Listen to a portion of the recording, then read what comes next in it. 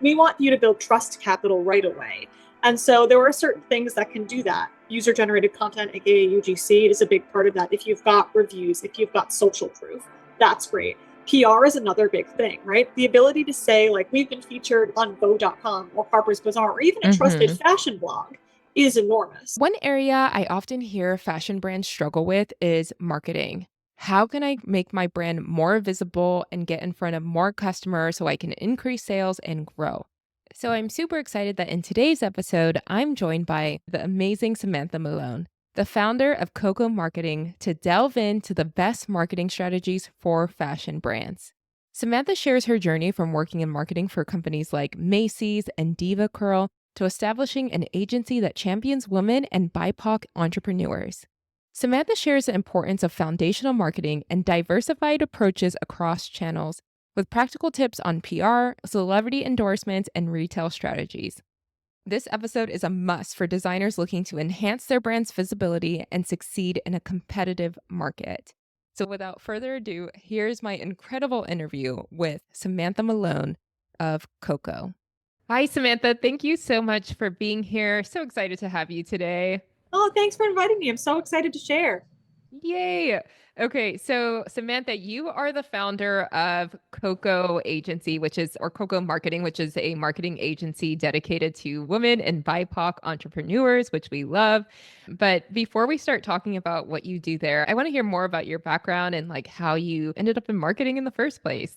Yeah, totally. So my background is a little bit unusual in that I started in the publishing space. So I worked in editorial for the first few years of my career, and I absolutely loved it. It was one of my favorite things to do. And I did everything from like actually writing on editorial teams to working on the creative sides of teams. It was a really great experience, both in terms of just like getting to work on some really incredible projects and work with amazing people, but also to really understand storytelling and like what makes a piece of content worthwhile for a reader or for a participant.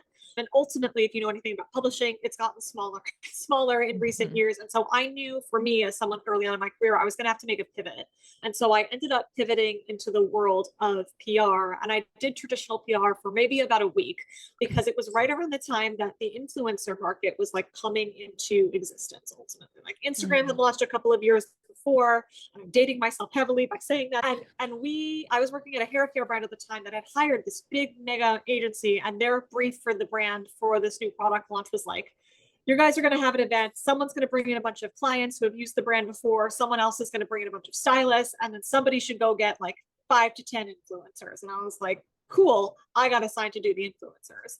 And ultimately, nobody else brought clients or stylists, but I brought like 20 influencers, and the energy in the room was like magnetic and explosive. And we were just like, okay, there's something here.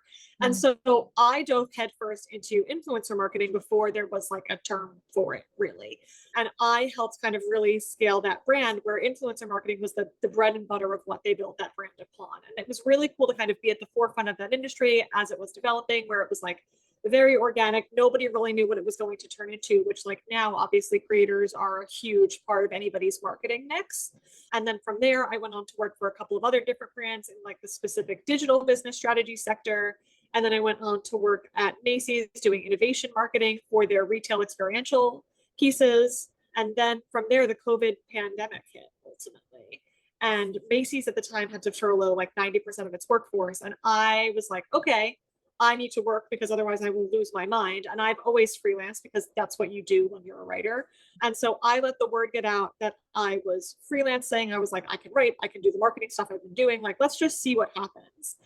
And what ended up happening was more work than I knew what to do with. And I was like, okay, in all of this economic uncertainty, I can take 8 jobs or I can go after one full-time job. And so I decided I would do the former. And 4 years later, here we are. I ended up having to like hire out an amazing team, which I'm so proud of. And now we've worked with so many different clients on so many really cool, interesting projects. And it's been a wild ride. That's amazing. I love how it kind of like organically happened. Yeah.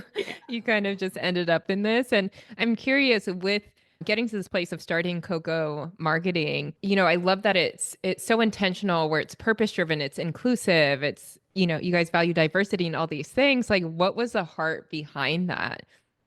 Yeah, so I think it comes from where my career started ultimately, right? When you think about the time I spent at Editorial and really understanding like what makes content rich and worthwhile and engaging for Mm, people, and then kind of moving into marketing, but ultimately not really knowing the marketing world, but ending up in a space that was so community centric driven. Like the influencer space, especially early on, was so much about everybody kind of coming together.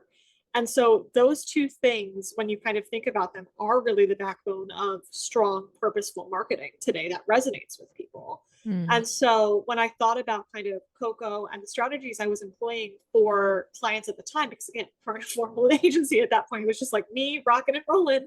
I was like, Mhm. okay, like what is all this work that we're doing have in common? And it was about building these really inclusive communities, creating content that was really purposeful, and really doing things in a way that was not only strategic, but also really just human at the end of the day. And one of the things I'm most excited about in kind of my day to day work is like we work with human beings, right? Like it is not uncommon to join a Coco meeting and like there's a mom with a child screaming in the background, you know, or someone else is like potentially breastfeeding on another call. Like it is just like the nature of the game. And I think we're really about meeting people where they are, both as human beings and also in business, so that they can grow in a way that is like in parallel with themselves and with their visions. So it's been really, Yeah. really exciting and really rewarding to do that from the start. Yeah, I love that. And it seems like you guys help these brands and, individuals in a lot of different ways as a marketing agency. And I'm curious like what that looks like for a brand to start working with you. What are the different ways that you help brands get noticed and become visible? Yeah, absolutely. I think there's a couple of things I think to point out, right? And one is that when you think of a traditional marketing agency, a lot of agencies have a very cookie cutter approach to how they do marketing. And for a lot of the brands that they work with, that works just fine because those brands are at a certain stage in the game where like they need certain levers pulled in certain ways at certain budgets, and that's totally fine. But when you are brand new and scaling a business for the first time, what is going to work for you is not necessarily what is going to work for somebody else. And so Right. we offer a wide range of services because we work with clients in a wide range of spaces. And we don't treat every single business the same. Like every single person has a unique approach to marketing ultimately, and every single brand does as well.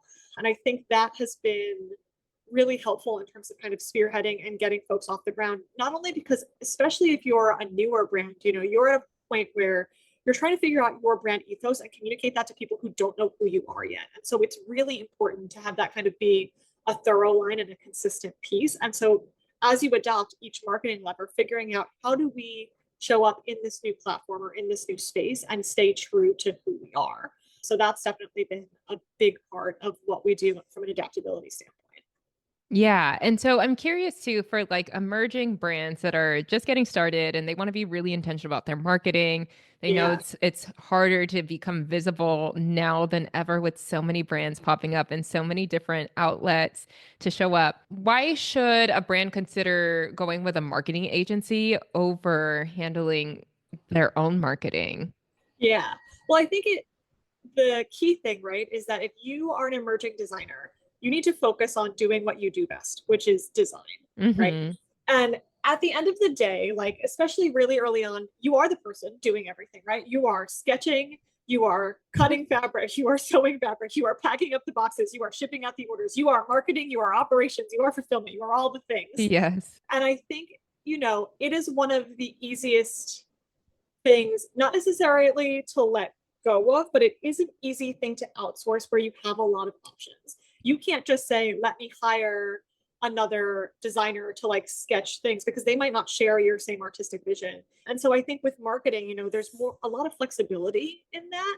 And I think, another thing you could also easily outsource is like shipping and fulfillment and all of those different Mhm. pieces. But again, that's at a totally different like investment level, right? Depending on where you are in your business. And I think the right marketing partner, whether it's an individual, whether it's an agency, is really going to depend on what you think is going to drive your business forward and like what you see as your vision. Because a lot of different folks in marketing have very specific um, thoughts around what's the best way to grow a brand. And I'm no different. I've been around for a while. Mhm. Um, but if you are somebody who really is like, I want to grow this organically and I want it to feel really indie and I want it to feel kind of underground, and then you go with someone who's like a really traditional, like pay to play marketer, you're not speaking the same language ultimately, right? You are on two different continents. So really having somebody who understands what is your vision and then figuring out like what are the marketing levers that align with that vision, I think is like a really critical place to start. So I want to ask you the difference between a marketing agency and a PR agency, because I think I hear a lot of designers come and they're like, I want to get my stuff on celebrities and I also want to do this, this, and that. And so I'm curious, like what they're different, but how are Yeah. they different? Yeah, they're very different. And PR has really evolved so much in the last like Oh, decade. I'm sure. When you think of PR, there are specialized PR agencies for all different types of things. There are PR agencies that do very traditional like media pitching where you're thinking about like not just getting your stuff in front of editors, but also like the affiliate sales from the commission of those things and Mm. things of that nature. Then you've got PR for like conferences, events. You've got PR for celebrities and placements and things like if you think about like Emily in Paris is a perfect example that's recent for fashion. There are so many emerging designers on Emily in Paris. Also, there's like Like wearing the clothes, right? the Like that clothes she's that Emily wearing. is wearing. Yeah, Uh-huh. exactly. And that is definitely a PR person who is working with that stylist, right? And that's very different from the PR person who is pitching on a regular basis. And there are some folks in some PR agencies that cover the full gamut of that. But it can get really specific. There's also PR agencies that do specifically like influencer marketing. And that is, I think, where you start to see marketing and PR overlap because influencers touch both worlds, right? Mm. So I think that's a big piece of it. The other thing to note is that marketing is really supported by PR quite a bit. Like they are very much a hand in hand relationship, especially as you scale. When you're thinking about attracting a new customer, let's say somebody who's never heard of you before lands on your website, some way, somehow they found you. Awesome. How do we get them to understand that like you are a legitimate brand? You're not somebody who's like shipping something from the middle of China and who knows where, and it's going to be 17 sizes too small. Yeah. But we want you to build trust capital right away. And so there are certain things that can do that. User generated content, aka UGC, is a big part of that. If you've got reviews, if you've got social proof, that's great. PR is another big thing, right? The ability to say, like, we've been featured on Vogue.com or Harper's Bazaar or even a trusted Hmm. fashion blog is enormous ultimately. And then the same thing with any of your influencers as well. So PR really helps build that legitimacy along with kind of building that awareness and being a potential traffic driver. The other space where PR and marketing can also overlap is when you look at agencies like Small Girls PR is a perfect example where Hmm. where they do a lot of traditional pitching. They do a lot of like the placements, but they also do a lot of like guerrilla style campaign activations ultimately. So they're being really thoughtful about like where can we make this brand show up on the street and do a thing that engages customers, and that really overlaps with marketing quite a bit. And again, like they're kind of straddling the world of like PR into marketing. But do I think Small Girls PR is ever going to get into like PPC Google advertising? I don't know their business plan, but probably not. Like that's not a service I would call them up for. Yeah. Versus when you think about like a traditional marketing partner or like a marketing agency, you've got those moments of overlap, but then you've got a whole bunch of other things, right? You've got e-commerce optimization and merchandising. You've got paid advertising. You've got traditional social media. You've got email marketing. You've got SMS marketing. You've got affiliate marketing. You've got so many different things. We could do event-based marketing. You could go direct mail marketing. Like the options are sort of endless ultimately. And PR, there's overlap, and it's like a sister ultimately, not an Hmm. identical twin, but a sister within the same family. And I think they play a really important role. Since there's so many things you could be doing, I'm sure it's really confusing sometimes of like, okay, what should I start on first? Like, is this going to be more effective? Like you said, it's different for every brand. So I'm curious, like, what that process looks like when a brand comes to you and they want help with marketing. Like, Yeah. how does that go? Yeah, absolutely. And you're totally right in that, like, what is going to work for one isn't going to necessarily work for the other, right? And it goes back to a couple of things. I always tell brands the first thing we want to do is look at what's already working ultimately.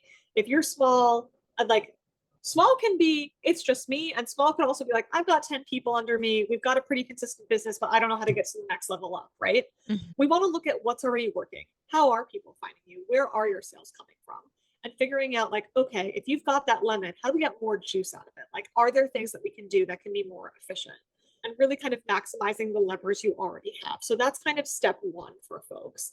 The other thing we always look at is like, do you have marketing foundation in place? And what I mean by that are sort of the baseline things where if you turned on every marketing lever known to man tomorrow, would they work as hard as they could because you've got that infrastructure in place? Mm. And so at the most basic level, that is, can somebody get onto your website, find their product and check out on the cart? And you wouldn't believe how many people like don't have a smooth user experience, right? Mm. I sat in on a Shopify event a couple of weeks ago with a bunch of different Shopify partners and a couple of big brands. And everyone kept talking about how at the base level, make sure your product and variant structure is simplified in Shopify, because if your products are a mess, checkout is really difficult. Yeah. And I just witnessed this with a very big yoga brand, Beyond Yoga. They just did a bunch of sales recently. And I literally watched a friend of mine who is an active customer there get frustrated because she could only add, like every time she wanted to see a new color, the entire page had to refresh. And Oh, that no. yeah, which is a terrible user experience. And they are not like, they're small by comparison to like a Macy's, right? But they're not Sure. small to Yeah, like they're the level. known. Yeah, exactly. So foundation. Another big thing for a lot of small businesses, email automations. It's one of the things that we work on with some of our like babyest clients, because if you have cart abandonment, browse abandonment, checkout abandonment, that is something that once you start to get more traffic to your e-commerce, that makes you money while you sleep. You don't have to do a lot to kind of keep Mhm. those up and running. So when we talk about foundation, that's kind of what we mean. So we've got doubling down on what's working, getting the juice out of those lemons, kind of building that foundation. And then then you kind of get into where the fun stuff starts. We're like, where can we experiment and where can we play? And Yeah. that I think is so specific to your brand and what you do ultimately, right? You want to pick the thing that makes the most sense. And there are options in every direction. I think one thing that we recommend to a lot of brands is to not put all of their eggs in one basket. So a lot of people will come to me and be like, I want to do SEO or I want to do Facebook marketing. Mhm. And to that I say, great, awesome levers. Let's not put everything in there though, because we want to try a few things and see what works. It's like the idea of the painted door test, where it's like you paint a door on 3 different walls and you see which wall people try to walk into. Yeah. Yeah. And then you double down from there. And I think like to give you a couple of like really cool but very different examples, I don't know how active I'm sure your listeners are active on TikTok. There is a glassblower on there named Trajane who always has been sharing like what is her glassblowing journey, how she's been developing her glassblowing skills. You're like, what does this have to do with fashion? Well, one day she was like, wouldn't it be cool if I made glass nail rings as part of like her skill tree of learning? She was literally just sharing Mm. like her journey and showing people how she did it. And people went bananas over these glass rings. And it hit the point where she got asked to make glass rings for a show in Paris Fashion Week. And all of a sudden her content transitioned to getting ready for Paris Fashion Week. From And TikTok? from TikTok, yes. Wow. And so everyone started following this journey as she refined her nails, patented her nails, did all of these amazing things, and then like went to Fashion Week. And at this point, she started taking pre-orders for these things on her website. They were sold out already multiple times for those pre-orders. And she's like figuring out like which bow do I like better for packaging and getting real-time customer feedback while sharing this journey. But all she's really doing is sharing her skill development as a designer, ultimately, right? Yeah. And it exploded for her in a way that is just like really beautiful and really awesome. And she's now got so many opportunities from retailers in France as a result of that opportunity. Plus she's got all this direct to consumer demand and people who are so not only interested in her product because it's different and unique and it stands out, but also they're invested in her emotionally at this point. And that's where Yeah. it goes back to what I was talking about earlier, right? Like content that enriches people's lives and building community. And I think like that's a beautiful example of how that has manifested for her. And I think, every designer's journey is different. Like hers worked really well on TikTok, and obviously social media is huge, but maybe you are somebody where the idea of being in front of a camera is a hellscape for you. You're like, I do not wish to do this. I never wanted to, exactly, raising your hand. But then it becomes like, okay, maybe you can do something where you're dressing a lot of really influential women. And I don't mean Beyonce, but maybe you can get in touch with like all of the women who are a part of like a specific community, like Chief or something like that, right? And you like Mm. want to dress every woman who is leading a Chief webinar for the next like few weeks, right? So that when they're getting complimented on it, you've got a lot of organic word of mouth. Like there are different routes for different folks ultimately. And I think it's really important to understand, what are you good at? What makes sense for you? And then like, where can we play from a brand perspective ultimately? Yeah, that's so good. And I love that just that example, it's like, don't negate the organic marketing or these other tactics. Yeah, And I love what you said about, you got to hit a couple of things. Like, it's not just like, I'm only going to do SEO on my website and then hope that things turn around. Like, you yeah, really have to be relentless and see what's working, see what sticks. yeah. But one thing I want to go back to and touch on when you were talking about foundations, because I think that's really important. One thing I notice about brands that I see, they're sometimes people haven't developed their story yet, right? Like there's nothing uh marketable about their brand. So it's like, they come up with, maybe let's say it's a loungewear brand, and Hmm. they're just like, it's your favorite loungewear. And it's like, And why is that's it. this my favorite loungewear? Like Yeah, there's no story about it there around it. There's no, nothing for people to connect to. So I want to get your thoughts on like how important story is in creating a brand that is actually going to be marketable. yeah, absolutely. Well, obviously, as somebody who comes from editorial, I care deeply about storytelling. But I will also say, there are a lot of schools of thought, and I've had a lot of conversations with brand founders about this because there is definitely a trend in direct to consumer product right now, and it's literally called blanding, where it's like the blandest possible brand. Like think about like every single direct to consumer business looks exactly the same. The photography style looks the same. It's almost like, did it all come from Suna.com? TBD. But those brands are selling exceptionally well. But the other thing you have to remember is that they have huge marketing machines behind them and huge investors that are putting in the money to say, like, this brand is not profitable for the next 5 to 10 years, but it will Mm, be ultimately, hmm. right? And that is not where you are at if you are like a single individual or even a person who's just like grinding from the time up and you are at a point where you've got 10, 20, 30 employees. Like it's not the same scenario. And I think when you're creating a brand, your story matters, your point of difference matters. Because if it's like, I make loungewear, like, okay, why your loungewear over somebody else's? Well, it's sustainably made. Okay, there are about 1,000 others. Make me care more, you know? Yeah. Give me a reason to really care. And I actually had this conversation recently with a hat maker who we've just started working with. We did a big strategy kind of deep dive with them and looked at like all of their existing marketing levers, what worked, what didn't, what lemons do they need to squeeze, what foundation do they need to build, right? And there is an enormous opportunity for them in the world of SEO because they have every type of straw hat imaginable. Like you want wide brim, you want this kind of ribbon, you want that kind of ribbon. Like it's very specific to long chain keyword search, which is awesome for them. It's a great opportunity. But when you land on their website, their stuff is very expensive and Mm. it's worthwhile. It is ethically made. It is incredible material. It's a lot of like vintage dead stock. The woman who is the founder of the brand hand finishes every single hat herself, and she's like, Wow. yeah, exactly. And you hear those things, and you're like, okay, I'll pay more for that, right? Uh-huh. But if it's not on the website, and I can get to the product page and to check out without ever seeing any of that, Hmm. it might as well not exist. So it's not only important to have the story and to figure out like why should someone care more, but also did you tell people that story? And that is something that like foundationally a lot of people miss. But even when you get into the depths of marketing levers, like you see it all the time with all of these sort of like influential social marketers where they're just like sell, sell, sell, sell, because you could post it today, but that doesn't mean like maybe 20% of your audience saw it, depending on what your engagement rate is, if you're lucky. So that the Hmm. other 80% didn't see it. So you should post it tomorrow so that the other 80% maybe see it.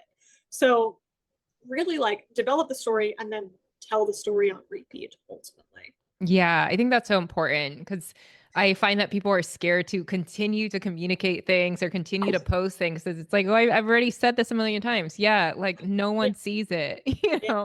And also if I joined tomorrow, I didn't see it. So like Yeah. you got to continue to tell the story. Reintroducing yourself on the regular is so important to your customer ultimately. Yeah. What are some ways that you think brands can like effectively communicate their story besides like just posting on the website and having multiple locations for that? Yeah, I mean, I think it comes to a matter of like everything you put out should communicate your story, right? And Hmm. especially like if you think about a fashion brand, I'm talking social, I'm talking website, I'm talking your email, every single element. But even when the item is in my hand, it should still tell a story. And Absolutely. so think about like the levels of the packaging, like what is on the box, what is on the tape, what is the note card inside of the packaging, how does it all feel, what is the experiential element of this brand? And Hmm. I've seen fashion brands do really thoughtful things where it's like custom made like tags on the inside where it's just like this took blah blah blah hours, or this was sewn by blah blah blah. Think about the fleece brand Nadam. I'm pretty sure they made it so you can trace it back. I don't know if they still have it, but they did this a while back where you could trace it back to the exact Mongolian farmer and Mm, that your cashmere came from, you know. yeah. And so really thinking about like at every stage of the journey, am I telling the story? Am I showcasing that point of difference? Because if that's not consistent, if you're not, you're missing an opportunity ultimately, Hmm. you know. Yeah, and I find that a lot of times, like when it's not clear, the brand feels a lot very disjointed because it could Yes. even show up in like, image brand imagery. I feel like all of Yes. that, your brand identity, all of that, that goes hand in hand with the marketing, wouldn't you say? Totally. Yeah. Every element of it is like so interconnected, right? And let's say on social, you talk about your sustainability initiatives until like your mouth falls off. That's great. But if you aren't talking about it anywhere else, if I'm a customer who never touches your social account, how will I know ultimately? You know, Hmm. it's really about like figuring out what are those points of difference and putting them everywhere all the time. And at times it can feel like, oh my God, is this overkill? The answer is no. We had one brand that we work with, and this is actually interesting from a wholesale perspective. We did a survey with all of their independent retailers, and Mm. they were like, they all know that we're sustainable and they all know that we're educational. And then the survey came back and it was like 16% no. So we Wow. yeah, and they've been around for 30 years. They've been sustainable the whole time. I'm like, they don't That's know. insane. Yeah. So you always have to assume that you have to like re-educate ultimately. And at the end of the day, like if you're like, oh, I've told this story 400 times, never have I opened my inbox and been like, oh, another email about like their sustainability. It's like, oh no, I have 9,000 emails in my inbox. Let me like Yeah. figure it out, you know? No customer is really like nitpicking your branding unless it's another marketer. Yeah, it's usually us, you as a designer, because you're like staring at your things 24/7. So you think it's like Yeah. overkill, but it's like you have to think from the perspective of customers that, yeah, the same customer is not staring at your things Yeah. constantly. And I think there's another side too to the coin you just presented, right? Where it's like you want it to all be cohesive, but also like perfection is like the enemy of good at the end of the Mm, day, right? It hits a point where it is good enough, and you have to think about it as like it doesn't need to be the absolute best product ever. It can be the minimum viable product, right? To get it out the door and see like, do people like it? Ultimately, yeah. are they into it? Because you can refine it and make it better and make it better and make it better. So I definitely encourage people to like to try and to experiment, but then like once you understand what's working, double down and like really don't lose that hero piece. Yeah, that's good. So question about your thoughts on something regarding wholesale, because you kind of brought up wholesale and it sparked Let's do something in it. me. So a couple years ago, I worked for a brand that was very like celebrity centric, right? We had Rihanna, Justin Bieber, Selena Gomez, all these people wearing our brand. And so this really drove sales, not only from a direct consumer standpoint, but also with our wholesale. So Mm-hmm. we would get retail partners reaching out to us all the time because they saw, someone wearing this brand and things like that.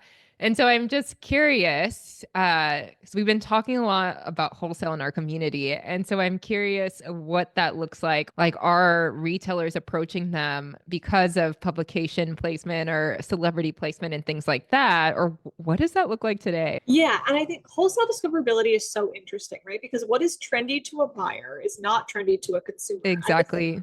And this is a conversation I've had with a lot of like PR colleagues as well, right? Because being in the space of trade PR is not the same as consumer PR ultimately. Hmm. And I think, celebrity influence is definitely still a thing. People are still covering like the hat that such and such wore at whatever, like at the Hmm. Cannes Film Festival. We're also still looking at like, what did this influencer wear? But also, so many of these influencers now have partnered fashion lines, have their own Yeah. fashion lines themselves, their own stores. And so there are all these different kind of spheres of influence that can be a big deal, and having an alignment with a person of interest, let's say whether it's a celebrity or influencer, can definitely drive demand for a product, right? Because a retailer sees like, oh, people want that, I want that in my store, like I want that. Yeah. But I think when you're thinking about interesting a buyer, in a similar way that you have to meet your consumer where they are, you have to meet your buyer where they are, right? So if I'm like let's say I'm a jewelry brand, right? So much buyer discovery happens on fair.com right now, right? It used to Hmm. only happen at trade shows. You'd be at specific jewelry market trade shows and things like that. Yeah. Now Fair is like their Google ultimately. They're like, I need more gold things. I need things that are like mushroom centric. They're going Yeah. there for that, right? So at a certain point, you have to kind of like adopt and be where they are. Then you want to think about like, okay, the type of retailer you want to be in, what's the retailer ahead of that, and where are they looking to for inspiration? So like if I want to be in Bloomingdale's and Anthropology, etc., what's like the leveled up sort of indie version of that where a buyer is paying attention, where it's a more like niche consumer? And I've seen buyer, especially I've worked with a couple of different like museum buyers, and they're always looking at those like really trendy, hyper specific places because Mm. they want that first exclusivity to break brands in as well. So there's also sort of the advanced notice piece of it that comes into play. Then there's also, all of your traditional things. So whether it's like having shows and inviting people to the room, like that stuff still exists. Trade shows still exist. They're not as popular as they once were, but it's also about just like being in front of the right folks at the end of the day, too. Yeah. And I think also like one thing I think about is like the target audience alignment, right? So showing Yeah. up where that target customer would too, which I think can be, strategic from a PR and marketing sense, because even the publications that you're reaching out to or where you're showing up, I would think that would matter too. Because even from a wholesale standpoint, because I would think that buyers are probably looking at the same things as far as Yeah. publications and, Yeah. social media and all that. Absolutely. There's so many of these like designer incubator programs as well. Like if you think about Macy's has their own, I know Bloomingdale's does, I think Saks does as Yeah. well, where you can kind of be part of those. And it's like, okay, well, I now have proof of concept that I work in this department store. That's amazing. Hmm. But then there's also certain partnerships on the other side. Like you can do the designer sheen partnership, and that could show like mass interest in your brand, but also that might not be what you want from a dilution perspective as well. Yeah. And a value. So you've really got to think about like what placement makes sense for what I'm trying to build, and really try to angle yourself into those spaces. Yeah, that's so good. And it's funny you mentioned that because I have a friend that's a designer and she was approached for that Shein partnership and was kind Yeah. of battling like, well, it's a paid opportunity. It sounds good. Like, Yeah. it could be under a diffusion line. But I'm like, what is that going to you as an elevated brand, Mhm. contemporary brand? What is that going to do for your like how your customer is going to see you, how are Yeah. other retailers going to look at you? So I think brand positioning is so important in that way, where you have to really strategically think about like, what type of partnerships am I making, how am I aligning myself, and is this how I want to be seen in the market to other Yeah. buyers as well? Yeah, absolutely. And that kind of goes into the same space of partnerships, right? Because it's the same sort of idea, whether you're trying to appeal to wholesalers or you're trying to get in front of like more customers. You might get approached by another brand, like maybe it's an eyewear brand, maybe it's an accessories brand, et cetera, to do something collaborative. Or maybe you're like working on a show and you're like, I need a shoe brand and I need a hat brand and I need whatever else in the third. Making sure that those brands are really aligned with like where you want to go and the customer you're speaking to, because this idea of you don't want to dilute your brand before you've even built it up ultimately. Yeah. And that really goes back to like the thorough brand storytelling piece. It's like you want that experience to be very consistent for folks. Yeah, for sure. So I'm curious for brands who are like, okay, this all sounds so good. I don't want to handle marketing myself.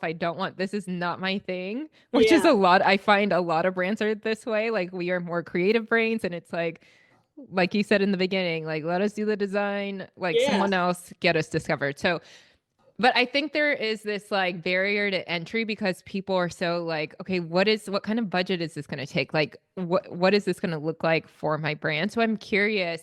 I know every agency, whether it be PR or marketing agency, is different when it comes to pricing and things like that. But like, is there any insights you can give on that? How designers can think about this so they can budget for it?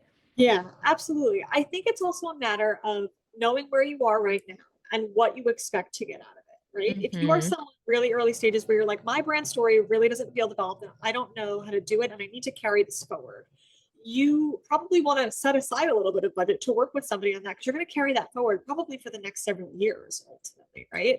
And that can be like a one-off project and done. And then you can at least know like everything that you're doing yourself feels and looks consistent, and you can do that with a Right. little bit more confidence. If you're somebody who's slightly more leveled up than that, it is a very sexy thing to be like, I'm going to do advertising or I'm going to do PR. advertising in particular is something I always tell brands like approach with caution, not because it is ineffective. It can be very effective, but it takes a lot to scale and it requires a lot of experimentation. You will lose a lot of money before you start to make a lot of money ultimately, especially if you're early in your ads journey and you don't know how to manage an ads partner and you don't know how to ask the right questions and you don't know how to preserve your ad vision like that can become really complicated really fast. So I think one of the most important things to do if you're somebody who is like trying to get to marketing, no matter where you are, is figuring out what can I handle right now? What can I comfortably oversee? What do I feel like I understand? And where can I understand what this is going to return back for me? Because like you could pay someone to do, let's make it up. Let's say SEO optimize your website. That's great. That's probably not going to get you a sale tomorrow, but it will help you show up in search long-term 6 to 12 months from now, right? And so understanding that investment where if you know, hey, I'm about to come out with a really wide range of like linen pants, let's say. So I want my website optimized for linen pants as much as possible. And I want it to rank for that. So by the time those clothes come out, like we've got a search opportunity on our hands. That's a really strategic and smart decision at that. Yeah. Same thing if you're like, let's say you're sort of in the middle stages, right? Where you're like, I need to do social media. I am really bad at editing videos. Maybe you decide like, I'm going to bring on someone to manage my social media. And the idea will be like, I'm going to do 1 to 2 content days with them where I just like stare at the camera, do all the things they want me to do. And then they're going to take care of the rest. And now I'm active for the next 2 months on social and I don't have to think about it. That's a win, so that you can focus on doing the things that you want to do best. But again, it comes down to like, what's the goal, right? Is it to build brand presence? Is it to kind of be discovered? Is it to kind of make some noise around a launch? Like think about what your specific goal is and then go to the marketing partners that you're looking at with that in mind and say like, how can you help me get here? And what can I expect from like a return on investment? Yeah.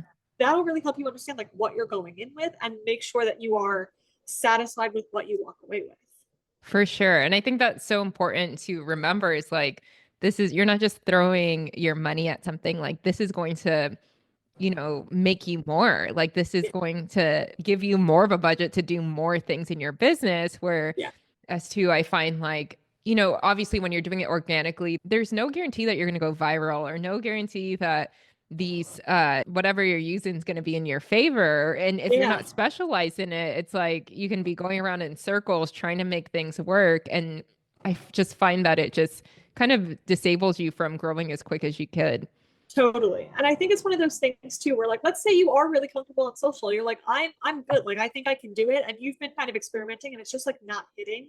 Working with a marketer might help you just like make it more strategic, ultimately, right? Yeah. We have a partner actually who just came to us. She owns a fantastic little business that's all focused on elevating Black owned fashion brands, elevating Black owned home brands, Black owned jewelry brands. And she's phenomenal at social media, but she's like, I can't make a marketing calendar and stick to it to save my life. And I was like, good news, I can do that. And so we've made a calendar. She's executing all the social pieces. We're taking care of all the e-com and the email pieces of it. And she's like going to really have a full marketing plan for Q4 for the first time in her business. And so it's going to make her significantly more effective because she's been flying by the seat of her pants for the last several quarter fours. And she's made money. Now she's probably going to make a lot more money. Oh, yeah. Right? And she Right? can do what she does best even better. Exactly. Yeah. And so like that's the point. The marketing partner should give you a really clear understanding of what you're doing strategically and what the outcome is going to be. Because marketing can have a ton of goals. It can be awareness, it can be sales, it can be engagement, but you need to understand what that end result is so that you can really measure it, quantify it, and understand it. PR is a wonderful tactic. And it gets a really bad rep because it often cannot be traced back to sales if it's not related to an affiliate commission scenario. Mm-hmm. We had one brand that we worked with for a really long time. It was an herbal skincare brand. They got a mention in Real Simple, and that was like, oh wow! Like they had a great spike in sales for a really long time from that Real Simple article, which is awesome. But that's not sustained, right? And the right foundation, had they had it in place beforehand, could have helped them sustain that trajectory and that push for a lot longer.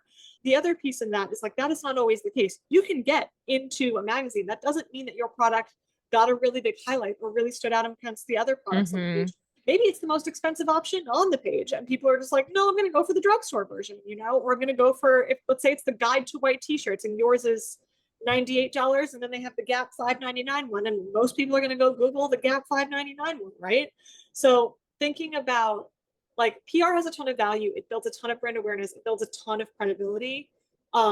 But it isn't necessarily the thing that translates to more dollars and cents right away. So it is not Yeah. something that makes sense at like the earliest stages of infancy for a brand because it is more expensive ultimately. You get what you pay for. You get a good PR person, you're going to get a lot of great placements. Yeah. But it is really about like, is this going to be sustainable for me if I don't have thousands of dollars in sales every month to continue to fund this? So you've got to think about the balance. That's so true. And actually, I have a question for you based Yeah. on this. Another friend with a brand who she has an amazing PR person who's gotten her a lot of celebrity placement, whether it be on music videos, celebrities, stylists coming into pull, that kind of thing. But it hasn't really translated into sales for her. And so she's Yeah. paying this fee to be in this, represented by the showroom, but it's not converting. And I found Okay. that so interesting because, like I said, I've worked for brands in the past that, they're celebrity centric brands, but it's been interesting to watch this. So I'm curious, like, based on everything you said, like, what are your thoughts on that? Yeah. So I end up with like two primary questions for that brand owner, right? One is, do you have foundational marketing in place where Mm, if someone sees that, like, I'm making it up, Nicki Minaj wore your top, right? If I'm like, where did Nicki Minaj buy that top? And then I can't find you, that's a problem, right? Or hmm let's say I do find you and I look at it and I'm like, ooh, maybe, and I add it to cart and then I get distracted because my child yells in the other room. Do you have an abandoned cart thing that's going to remind me that I wanted that top 20 minutes from now, right? Yeah. Because if not, that organic traffic that's coming to you, you're not taking advantage of it ultimately. The other piece of it is, do you have other marketing levers in place to reach those folks? So maybe Nicki Minaj wore that top, but like nobody covered the fact that like she wore it. You just like, Mm, there's like a photo on Getty Images. You can buy the rights to that photo. Great. Love that for you.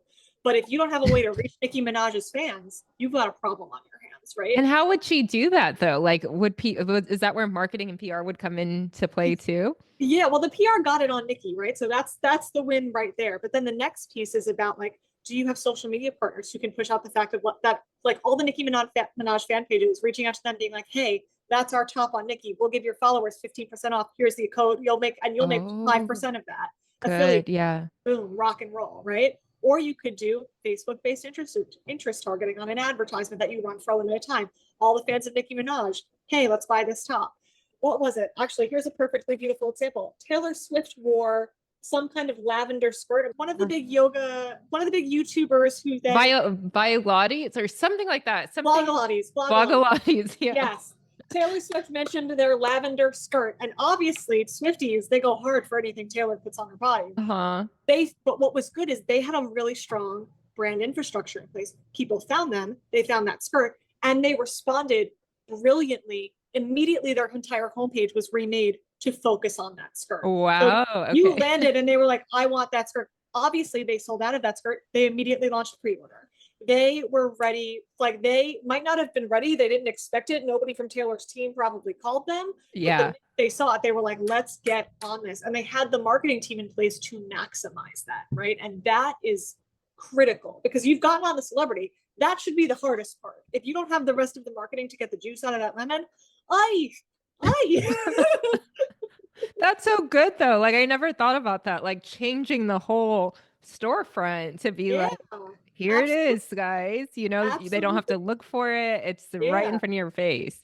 And like that is applicable not just to celebrity. That can also be really applicable to like a viral social media moment. I can't remember what brand it was, but some social media intern got into a thing where she was like posting every day on TikTok until I proved to my boss that this is a more effective strategy than all the stuff he's planned.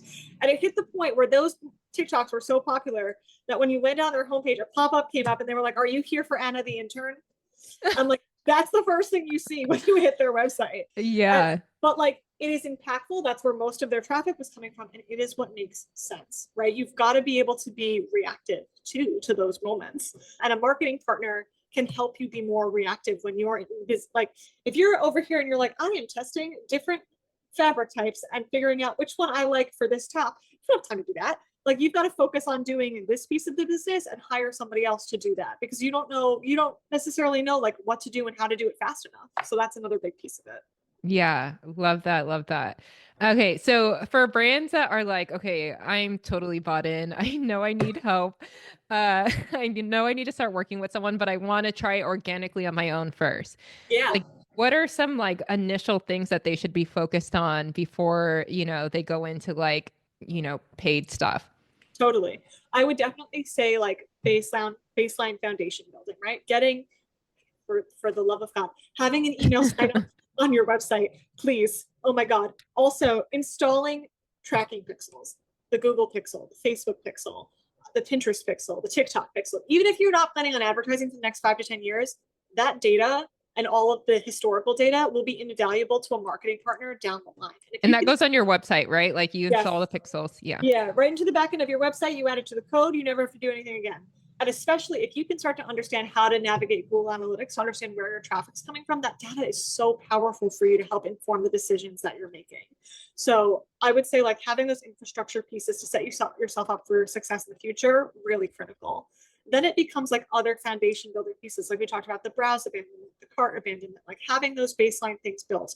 And you do not need to be on like the enterprise email software. Like MailChimp does this, Klaviyo is like the next level up for MailChimp. You can go to something like that. So looking at pieces like that, and then really making sure that you are thorough in the population of your assets. And what I mean by that is like on social, do you have a bio? Are you using hashtags? Is your content searchable on social? Make sure, because otherwise you might as well have not done it. Same thing with your website. If you're running on Shopify, great, love that. Scalable platform, great tech stack, you're in good shape. But if you haven't populated the SEO stuff at the bottom of the product page where it's like, what is the title of your product? What is the description? Don't let Mhm. Shopify just autofill that out for you. Customize it. We get It's so lazy. yeah. Well, we also don't know. We don't know what to Yeah, pay attention to when it's there's like true. all of these bells and whistles, right? So the basics, like really, if you are doing this by yourself, look at the basics because that's going to set you up when you do bring in a partner. Like you can go so much further, so much faster. Ultimately. Yeah, and these are just like little tweaks that can be done. Like the hashtagging is so simple, and I find that people don't do it because they don't think it's working, but it does It work. Like I've it got still found matters. by retailers by hashtagging, There you go. just being so strategic to say like sustainable women's brand or like you Yeah, think they would be searching, right? exactly. And also too, like thinking of even a really basic example, social engagement. If you know who the buyer is at Bloomingdale's, follow her from your brand page. Yes. For goodness sake. Like there are very basic things you can do to really just kind of like put yourself in a position for success. And we always are thinking we don't have time, we don't have time. And you got a lot of things on you got to do accounting, right? Like you got to make sure you pay the IRS. But Hmm. all of that stuff is all of that stuff is critical. But even if you were just like, I'm gonna do one SEO caption a day for all of my 20 products, you'll be done in a month. Great. Love that for you. That is a significant improvement that you didn't have the month before. So just like carving out little chunks of time makes a big difference. Yeah, and for those who don't know what SEO is, it's search engine optimization, right?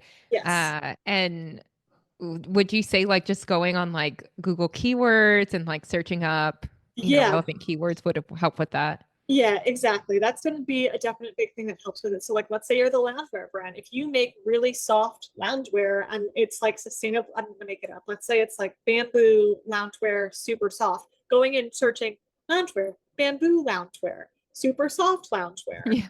for like purple loungewear. So, getting really hyper specific into those keywords to understand like what are folks actually searching for, so that you can put it in the correct way. Because I can't tell like as an example from like the hair care space, it was like volumizing hairspray versus volumizing hairspray makes a big difference in search, and it's a space. Wow. Yeah. So details, like really tiny details. You don't need to be a rocket scientist. You just need to look. Yeah. That's so helpful. You've been so helpful. And I know Good. Glad. there are so many people listening to this right now and they're like, I must work with this woman immediately. She knows her stuff. And so I'm curious, Samantha, like if anybody is like interested in working with you, how does that process go actually? Like, do they have to be accepted to work with your agency? Do you take anybody on? Like, what does that look like? And what would Yeah. be like the next steps if they're interested in working with you? Yeah. We don't have a Golden Gates like Deva-esque policy. It's not the way we roll. basically, if you're interested in working with us, you can head over to our website. There's a lovely little contact form, very, very simple, or I'm sure that there will be like some links to my contact information at some point in this podcast description. And you can reach me through any of those. But ultimately, it's just kind of a matter of coming to us and coming to us and saying, like, hey, this is what my goal is, or like, this is what I'm trying to do. Can you help us? And if you have a vision where you're like, hey, I've tried A, B, C, and I want to do D, E, F, great. Let's get hyper specific. Let's go into it. But if you don't know, one of the primary ways that we work with most of our clients from the start is we do those strategy deep dives that I mentioned earlier, where we're like, let's get under the hood of the car. Let's see what's working. Let's see what's not. And we use that as a great tester of like, A, you need to understand your company better from a marketing side. We want to educate you and really make you feel empowered to make strategic decisions. And we want to give you a strategic framework that you can go forward. And that is a really useful exercise from a founder perspective, but it is also a really good exercise for us to see, like, do you like the way that we work, and do we like the way that you work, and do we think we're compatible? So this is like initially before you guys sign on and, work together. Yeah, we usually do this as like a strategy project, as sort of a one-off. And then from there, depending on the stage of the brand, what their budget is, what stage they're in. So we work with everything from like the one-woman show to the multi-million-dollar businesses, Then from there, it's like, okay, we'll sign on for like one-off projects with them, or we'll do a retainer-based model ultimately. And for a lot of the folks who are doing like the one-off projects, like I'll give you a perfect example. We have a client who 2 years ago, we did her foundational email marketing. We did all of her automations. And then she came back to us a year and a half later and she was like, okay, I'm ready to do all of my email marketing now. And now we do ultimately. And we're about to do our first Q4 with her. We're very excited. So it is kind of a growth process ultimately. And we understand that with our partners, and a good strategic marketing partner that you reach out to, whether or not it's me, should also understand that ideally. It's great too, because I feel like there's no, you're not locked in right away. It's kind of like this courting thing to make sure it's the right fit. And so I think that takes some of the pressure off too, of just like, totally, just getting to know each other before we decide if like, should this be our marketing partner? Yeah, we want to date before we get married, like that's the key piece. I love that. Okay, Samantha, any final words of advice or encouragement to these emerging fashion brands who are just starting out and really just want to make a big impact on this industry? Yeah, I would say you're on the verge of Q4. So definitely like double down, give yourself a plan, and just like go after it. Be bullish ultimately. You can't learn if you don't try. So start there and then look at the data, please. That is scary, but if you don't want to look, hire Coco because they can help you. There you go. And what's next for Coco? Anything new coming up for your agency? Anything we should be looking out for? Oh man, good question. We've got a lot of different projects in the works. Hopefully one of which is going to be like a learning newsletter ultimately, which especially if you're in like the baby infancy stages, we talked earlier about like, what if I'm like brand new and I don't know where to start? The goal of that newsletter will actually kind of be a flow drip where it's like, this week you're going to do this and that's it. And it's going to be meant to be like a do-it-yourself newsletter scenario to kind of really help people like learn it as they go. So that is like on the cusp, hopefully coming out in the next couple of like weeks. But yeah, if you want more information on that, I'll get a little landing page together after this call so that folks can sign up early if they would like to. I love that. And your website is communityandcontent.com, right? That's the one. Okay, because we're just going to be stalking you until we can sign up for the newsletter. Perfect. But Samantha, thank you so much for being on. I feel like this was like, this should have been paid. I don't know. Like this was jam-packed with so much. Yes, you guys have to listen to this like 20 times, get everything out of this because there's like just so much goodness. But we thank you so much for being on here, and we will keep in touch with you at communityandcontent.com. Is there anywhere else that we can follow you or keep in touch? Or no, that's it. That's the place. Honestly, if you go to our Instagram, you'll see a little billboard design that says, "We knew you'd look here, and we don't have to maintain this because we're too busy working on." We're doing other people's. Okay, yes, that's literally what it says. I love it. Well, thank you so much, Samantha. We will keep in touch, and you have an amazing one. Thanks, Jasmine. Great to see you. Hey, fashion entrepreneur. Did you know that at makegoodfashion.com, we've curated a library of free resources to help you uplevel your fashion business? Yep, that's right. Just head over to makegoodfashion.com and hit free resources to gain access to our selection of checklists, guides, and downloadable PDFs to help you on your fashion business journey. We have resources to help you find a manufacturer, production checklist, brand identity style guides, and much more. So make sure to head over to makegoodfashion.com or hit the link in the description to get your hands on those resources.